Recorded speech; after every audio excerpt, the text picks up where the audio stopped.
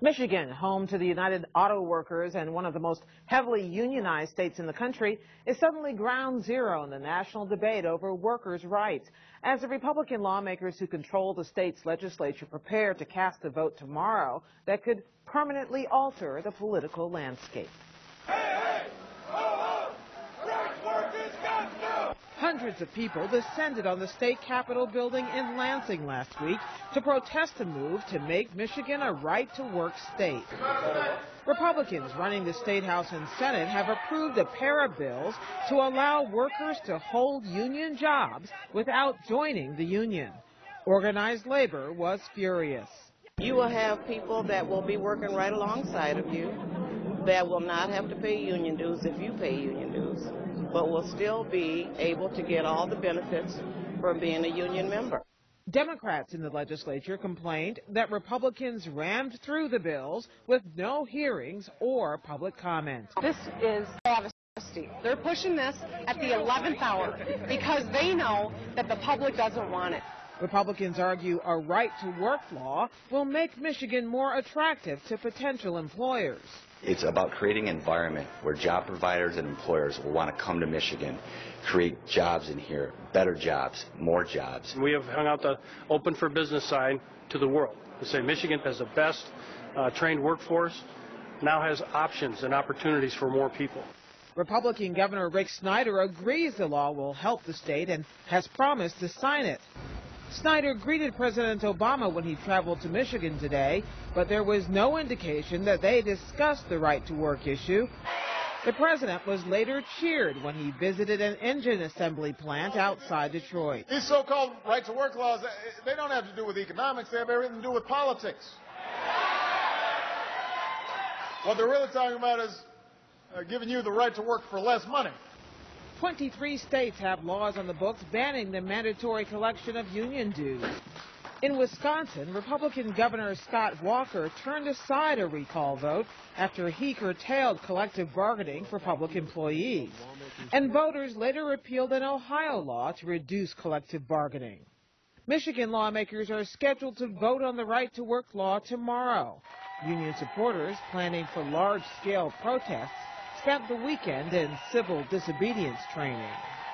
Now for more on the behind-the-scenes debate over right to work in Michigan, we're joined by Michigan Congressman Sander Levin, a Democrat. He met today with Governor Snyder and with the president, and Republican State Senator John Prose, who is one of the sponsors of right to work legislation. Representative Levin, I want to start with you because you met with two of the key people who have been debating this today, Governor Snyder, President Obama. What were you there to say? To say this is a very divisive effort and is already open for business. We added 30,000 auto jobs since the recession began. So already we're growing, and this would terribly disrupt the pattern of labor management relations that has really evolved very effectively for the last decade and a half. It's deeply divisive. Secondly, I want the record to be very clear.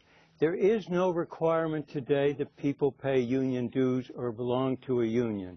What the law says is this: if a majority of employees vote to be represented, if they decide to do that, and if the employer decides to agree that there can be a requirement that people pay their fair share for representation, that can be done, and it should be emphasized under the federal law and the state law. Where a majority decides to be represented, the representative must represent everybody, regardless of whether or not they're a union member. There can be no distinction. I talked to someone today at Detroit Diesel, and he said this. He went down to the plant in North Carolina, and there was on a T-shirt, it said, "I ride, you pay."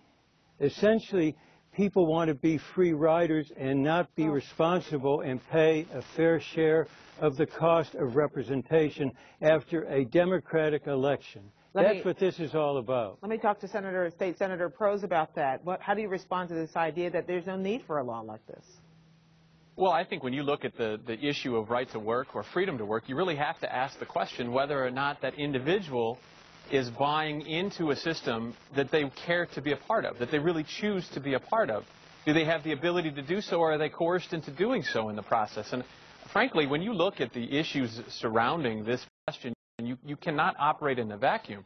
You have to recognize the fact that states like Indiana that border our state of Michigan is the 23rd state. Michigan would be the 24th state. So this isn't a new discussion nationwide. 24 states in the next couple of days will be the right-to-work states that will put us in a better position for worker freedom, where they have the chance to actually choose to participate without it being compelled to do so. State Senator, let me just say that. Go ahead. Let me just say, in terms of brand new, look, there has been no airing of this issue in Michigan. This legislature. I disagree completely, Congressman. No, listen. Let me finish. I'll give you. Excuse me, gentlemen, one at a time. I'll give you your opportunity to respond. Go ahead. Let me finish. What happened was this: there was an election. This is a lame duck session. And it was decided, well, because of the election, maybe you can't get it through next year. So you push it through. There are no hearings ever been held on this in the state of Michigan. We've had a pattern of effective labor management relations for many, many years, and now you're going to set people against each other. There's no coercion here. Nobody has to join a union or pay dues. They have to pay a fair share of representation that must include everybody. I would like to respond. Well, Congressman, I'm going to give you a chance to respond. State Senator, I want you to respond. I also want you to answer this question for me. Why now? Why are we doing this now? Well, we had significant debate in the Senate and in the House of Representatives. There were over 20 amendments that were debated and discussed. All of them were defeated in the process. But the reality is that workers today are in a competitive environment. There's no question about that. We exist in a competitive environment both nationally and internationally, and it's up to each of the states to put themselves in the very best position to grow jobs and to grow the economy and to allow our Michigan businesses to compete, to keep, grow, and bring in new jobs. And I'll tell you, this border here between Indiana and Michigan with Indiana's right to work is a great concern to me, and I think it's a great concern to those of us in the legislature who say, let's give those workers the freedom to choose if they want to participate. No different than if they choose to go to a particular restaurant or choose a particular plumber or choose to have somebody that is giving them good value and good benefits for the pay that they give that individual, or in this case, that private organization. I would like either of you to cite for me a specific example, in your case, Congressman Levin, and in your case, State Senator Prose, when these right-to-work laws either depressed the economy or helped the economy in any other state, and would specifically in Michigan, starting with you, Congressman. They clearly depress wages. And look, we can compete in Michigan. We don't have to compete with the lowest common denominator. We're doing much better. We're doing much better because people have a voice in the workplace. And what the state senator is doing, in essence, is to snuff out the voice in the workplace, to destroy collective bargaining that made the middle class of Michigan and this country. That's what this is really all about. And State Senator Prose, you mentioned Indiana repeatedly, but give me a specific example of how Indiana's economy has been improved. You bet. I think that there are two very specific examples that we can point to. First off, on more of a global perspective, we have 12.5% increase, according to the Bureau of Labor Statistics. It's a reputable organization that we all point to determine our specific statistics. 12.5% increase, both in wages as well as in jobs. And we've seen only a 3.1% increase in those states that are not right to work. So the right to work states have seen some good benefit. Let me point very specifically to a company in Fort Wayne, Indiana, bringing 66 high-tech jobs to Fort Wayne, Android Industries. Android Industries could go any place in the world. They chose Fort Wayne specifically, they noted, because it in fact is a right-to-work state. That's the kind of competition that we need, and worker freedom gives that opportunity for that in the state of Michigan. Let me just finish. It's not a matter of worker freedom. Look, the majority select a representative who must represent everybody without discrimination. And the issue is whether there'll be free riders, whether people who benefit from the representation have to pay a fair share. That's a good American idea, and it's what has made the middle class of this country. We should not compete with the lowest common denominator, and that's what this state senator and others are proposing. The governor said it wasn't on his agenda. All of a sudden, they're cramming it through. It will be very destructive, divisive for the state of Michigan and beyond. But, Congressman, the governor has said, and probably said this to you today, and I'm curious whether he did, declining in Michigan, so this wouldn't really affect that many people. You know, that's such a fallacious argument.